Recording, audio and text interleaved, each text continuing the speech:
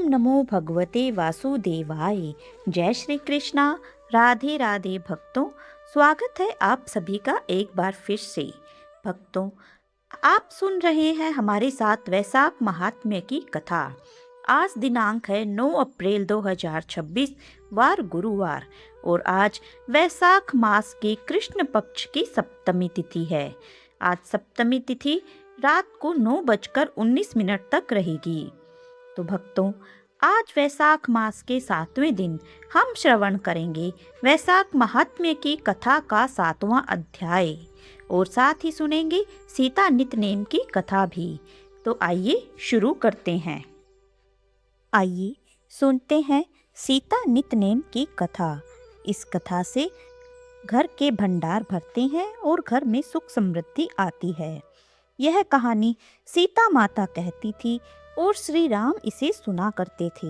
एक दिन श्री राम भगवान को किसी काम के लिए बाहर जाना पड़ गया, तो सीता माता कहने लगी कि भगवान, मेरा तो 12 वर्ष का नितनेम है, अब आप बाहर जाएंगी तो मैं अपनी कहानी किसे सुनाऊंगी।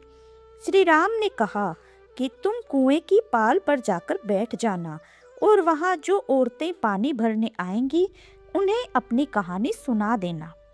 सीता माता कुएं की पाल पर जाकर बैठ जाती है। एक स्त्री आई।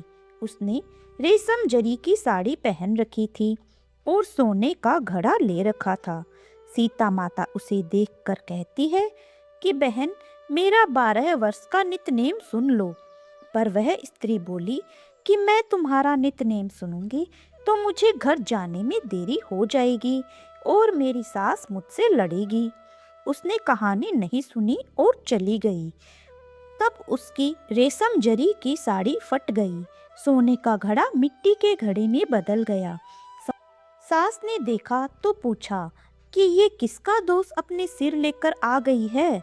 बहू ने कहा कि कुएं पर एक औरत बैठी थी, उसने कहानी सुनने के लिए कहा, लेकिन मैंने सुनी नहीं, जिसका यह फल मिला। बहू की बात सुनकर अगले दिन वही साड़ी और घड़ा लेकर सास कुएं की पाल पर गई। सास को वही माता सीता बैठी मिली, तो माता सीता ने कहा कि बहन, मेरी कहानी सुन ले। सास बोली कि एक बार छोड़, मैं तो 4 बार कहानी सुन लूंगी। राम आए, लक्ष्मण आए, देश के पुजारी आए, नितनेम का नेम लाए। आओ राम, बैठो राम, तपी रसोई जियो राम, माखन मिश्री खाओ राम, दूध बतासा पियो राम, सूत के पलका मोठो राम, शाल दुशाला पोठो राम, शाल दुशाला ओढ़ो राम। जब बोलूं जब राम ही राम, राम सवारे सबके काम, खाली घर भंडार भरेंगे, सबका बेड़ा पार करेंगे। श्री राम जय राम, जय जय राम। सास बोली कि बहन, कहानी तो बहुत अच्छी लगी। कहानी सुनकर सास घर चली आई और उसकी साड़ी फिर से रेशम जरी की बन गई। मिट्टी का घड़ा फिर से सोने के घड़े में बदल गया। बहू कहने लगी, सासू माँ, आपने यह सब कैसे किया। सास ने कहा कि बहू, तू दोष लगा के आई थी और अब मैं दोष उतार कर आ रही हूँ। बहू ने फिर पूछा कि वह कुएं वाली स्त्री कौन है। सास बोली कि वो सीता माता थी, वो पुराने से नया कर देती है, खाली भंडार भर देती है, वह लक्ष्मी जी का वास घर में कर देती है, आदमी की जो भी इच्छा हो उसे पूरा कर देती है। बहू बोली कि ऐसी कहानी मुझे भी सुना दो। सास बोली कि ठीक है, तुम भी सुनो, और सास ने कहानी शुरू की। राम आए, लक्ष्मण आए, देश के पुजारी आए, नितनेम का नेम लाए।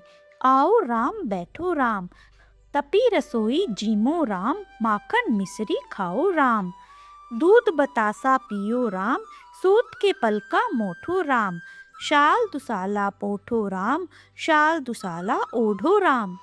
जब बोलूं जब राम ही राम, राम संवारे सबके काम, खाली घर भंडार भरेंगे, सबका बेड़ा पार करेंगे।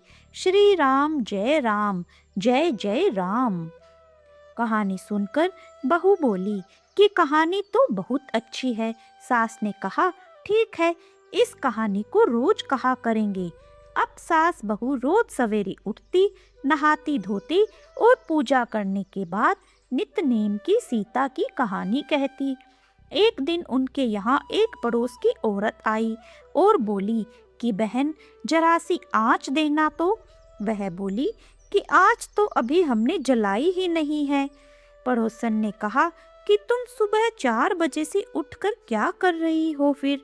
उन्होंने कहा कि सुबह उठकर हम पूजा करते हैं, फिर सीता माता की नित्यनेम की कहानी कहती हैं।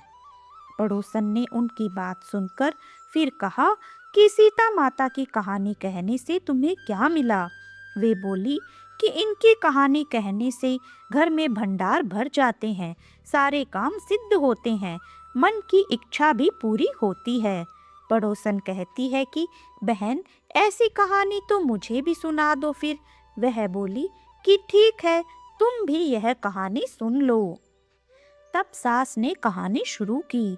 राम आए लक्ष्मण आए, देश के पुजारी आए, नित नेम का नेम लाए, आओ राम बैठो राम, तपी रसोई जीमो राम, माखन मिश्री खाओ राम, दूध बतासा पियो राम, सूत के पल का मोठो राम, शाल दुसाला पोठो राम, शाल दुसाला ओढ़ो राम, जब बोलूं जब राम ही राम, राम सवारे सबके काम, खाली घर भंडार भरेंगे, सबका बेड़ा पार करेंगे, श्री राम जय जय राम। कहानी सुनने के बाद पड़ोसन कहने लगी, बहन, कहानी तो मुझे बहुत अच्छी लगी। अब वह पड़ोसन भी नित्यनेम सीता माता की कहानी कहने लगी। कहानी कहने से सीता माता ने पड़ोसन के भी भंडार भर दिए। हे सीता माता, जैसे आपने उनके भंडार भरे, वैसे ही आप हमारे भी भरना, कहानी सुनने वाले के भी और कहानी कहने वाले के भी। जय श्री राम, जय श्री हरि विष्णु। आइए अब सुनते हैं वैशाख महात्म्य की कथा का 7वां अध्याय, जो कि नारद जी अम्बरीश महाराज को सुना रहे हैं। नारद जी बोले, मिथिलापुरी का धर्मात्मा राजा इस अद्भुत चरित्र को देख हाथ जोड़ सुखपूर्वक बैठे हुए ब्राह्मण से कहने लगा, हे महात्मन, मैंने यह बड़ा अद्भुत तथा आश्चर्यमय चरित्र देखा, जिनके धर्म के प्रताप से इक्ष्वाकु वंशीय राजा की मोक्ष हो गई। इस धर्म को विस्तार से कृपा कर मुझे सुनाइए। राजा के प्रश्न को सुनकर महात्मा श्रुतदेव धन्य है कह राजा की प्रशंसा करते हुए बोले, हे सौम्य, शुभ भागवत धर्मों का वर्णन मैं तेरे आगे करता हूँ। इनको जान लेने से प्राणी सांसारिक जन्म आदि बंधनों से छूट जाता है। वैशाख में जो धर्म है, जैसे जल का घड़ा देना, प्याऊ लगाना, मार्ग में छाया करना, बावड़ी, कुआं, तालाब, धर्मशाला बनवाना, सूर्योदय से पहले प्रतिदिन स्नान करना, मधुसूदन भगवान का सुगंधित कोमल पुष्पों से पूजन करना, कथा सुनना, मार्ग में थके हुए को हवा करना, श्रम को दूर करने वाला गोरस, गुड़ का शरबत पिलाना, जूता, खड़ाऊ, छतरी, पंखा, तिल, शहद, ईख, कपूर, कस्तूरी, चंदन आदि सुगंधित वस्तु, शैया, खाट, फल, दही, नैवेद्य इत्यादि का दान करना, गौओं को घास डालना, अन्नदान इत्यादि करना, शरीर पर तेल आदि मर्दन न करना, पत्ते पर भोजन करना, यह सब धर्म वैशाख मास में उत्तम है। स्त्रियों को माधव भगवान का पूजन फूलों से करना चाहिए। ऐसा न करने से पुत्र, आयु तथा पति सुख प्राप्त नहीं होते हैं। वैशाख मास में जल व अन्नदान भूखे प्राणियों को अवश्य करना चाहिए। न करने से पशु और पिशाच योनि मिलती है। हे राजन, मैं अन्नदान न करने की एक अद्भुत कथा तुम्हारे सामने कहता हूँ। रेवा नदी के किनारे मेरे पिता पिशाच होकर भूख और प्यास के मारे शिथिल होने से उनकी क्षुधा और तृष्णा बढ़ गई थी। छायाहीन सेवल के वृक्ष के पास अन्न न मिलने के कारण अपना ही मांस खाने से कंठ के बीच में मांस खड़ा हो गया था। कंठ नली का छिद्र सूक्ष्म हो जाने से पीड़ा के कारण प्राण जाने का भय था। कुआं बावड़ी शीतल जल को विष समझते थे। मैं गंगा यात्रा के निमित्त जा रहा था। जब मार्ग में देवयोग से रेवा नदी के किनारे पर पहुंचा, वहां यह अद्भुत दृश्य देखा कि शालमली वृक्ष की जड़ में एक पिशाच भूखा प्यासा चिल्लाता हुआ अपना मांस खा रहा है। वह पापी मुझे मारने के लिए दौड़ा, परंतु मेरे तेज के मारे निहित हो गया। मेरे हृदय में दया उत्पन्न हुई। तब मैंने उससे कहा, डर मत, तू कौन है, जल्दी बता, तुझे कष्ट से अभी छुड़ा दूंगा। मेरे ऐसा कहने पर अपना पुत्र मुझे न जान कहने लगा कि पहले मैं अनर्त देश में भूव्राक्य नगर में जन्मा था। मेरा नाम मैत्र था और संस्कृति गोत्र में उत्पन्न हुआ था। तप दान विद्या और यज्ञ आदि में मेरी बड़ी निष्ठा थी। मैंने संपूर्ण विद्या पढ़ी और पढ़ाई, संपूर्ण तीर्थों में स्नान किए। हे अंग, मैंने भिक्षा के लोभ से वैशाख मास में अन्न का दान नहीं किया। इससे विचार होता है कि इसी कारण मुझे पिशाच की योनि मिली है। अब मेरे घर पर श्रुतदेव नाम का पुत्र है, जो कि बड़ा ही ख्यातिवान है। उससे मेरी दशा कह देना कि तेरा पिता अन्नदान न करने से स्वर्ग नहीं गया है और नर्मदा के तीर पर बड़ा दुखी अपना ही मांस खाकर वृक्ष की जड़ में पिशाच बना बैठा है। अतः पिता को पिशाच योनि से छुड़ाने के लिए वैशाख मास में प्रातःकाल स्नान कर विष्णु पूजा और भक्ति पूर्वक जल से मेरा तर्पण करें। फिर किसी ब्राह्मण को अन्न दान करें, जिससे मैं विष्णु पद को प्राप्त हो जाऊं। यदि तुम मुझ पर दया करोगे तो तुम्हारा कल्याण होगा। अपने पिता की ऐसी बात सुनकर दुख के मारे उनके पांवों पर बहुत देर तक लकड़ी की भांति पड़ा रहा और अपनी निंदा कर नेत्रों में आंसू भर कहने लगा कि हे पिता, तुम्हारा पुत्र मैं ही हूँ। देवयोग से यहाँ आ गया हूँ। अब तुम्हारे बतलाए अनुसार यात्रा करके शीघ्र घर जा। मैं इसकी संक्रांति में विष्णु भगवान निमित्त अन्न अर्पण करूँगा।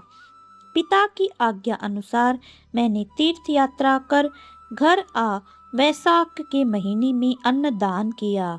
तब मेरे पिता पिशाच योनि से मुक्त हो विमान पर चढ़ मुझे आशीर्वाद दे विष्णु लोक को गए, जहाँ से फिर लौट कर नहीं आते हैं। इसलिए अन्नदान सब शास्त्रों में बड़ा धर्म कहा गया है। हे राजन, यह सब धर्मों का सारभूत है जो मैंने कह दिया। अब और किस बात को सुनने को तुम्हारी इच्छा है सो पूछो, मैं तुमसे सत्य कहूँगा। इसके बाद मिथिला नरेश ने ब्राह्मण श्रुतकेतु से क्या पूछा, उसका वर्णन हम अगले अध्याय में सुनेंगे। तो आज का यह 7वां अध्याय यहीं समाप्त होता है। बोलिए भगवान विष्णु की जय। भक्तों, वीडियो अच्छा लगा तो वीडियो को लाइक एंड शेयर करें। कमेंट में जय श्री हरि विष्णु अवश्य लिखें और ऐसी ही अन्य धार्मिक कथाओं और जानकारियों के लिए हमारे चैनल को सब्सक्राइब करें। मिलते हैं अगले वीडियो में। जय श्री कृष्णा, राधे राधे।